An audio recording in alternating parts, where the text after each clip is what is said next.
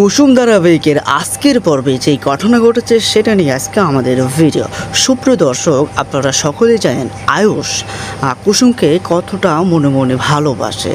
কাজের মেয়ে কুসুমকে ছোট সাহেব এতটা ভালোবাসা কারণ আপনারা সকলেই এই ধারাবাহিক দেখে বুঝতে পারছেন।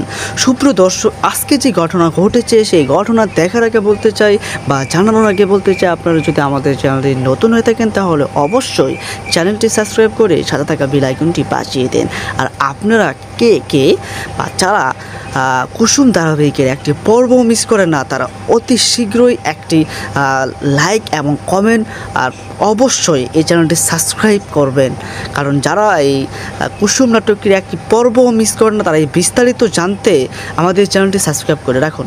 সুপ্রিয় দর্শক, কুসুম ধারাবাহিকের আজকের পর্বে আমরা দেখতে পাই কুসুম পার্টি থেকে নেশা করে বাড়িতে আসে, মাতলামি করতে থাকে। সেখানে আয়ুষও ছিল।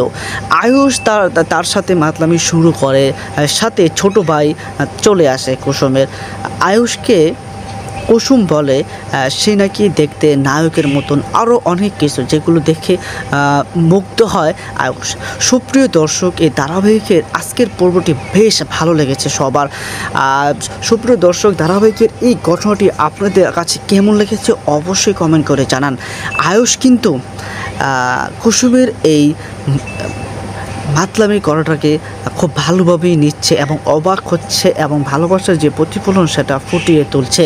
সুপ্রিয় দর্শক, আপনারা যারা আমার চ্যানেলে নতুন, অতি শীঘ্রই চ্যানেলটি সাবস্ক্রাইব করে সাথে থাকা বেল আইকনটি বাজিয়ে দিন কুসুম ধারাবাহিকের সকল আপডেটস পেতে। সুপ্রিয় দর্শক, আপনাদের আরেকটি ঘটনা বলতে চাই। পরবর্তীতে আমরা জানাবো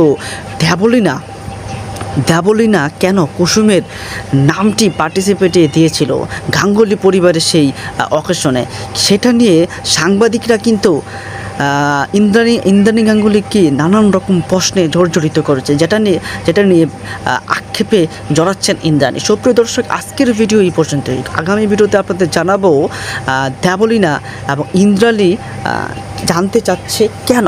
সুপ্রিয় দর্শক, ভিডিও এই পর্যন্তই। ভালো থাকবেন, সুস্থ থাকবেন, দেখা হবে অন্য কোনো ভিডিওতে।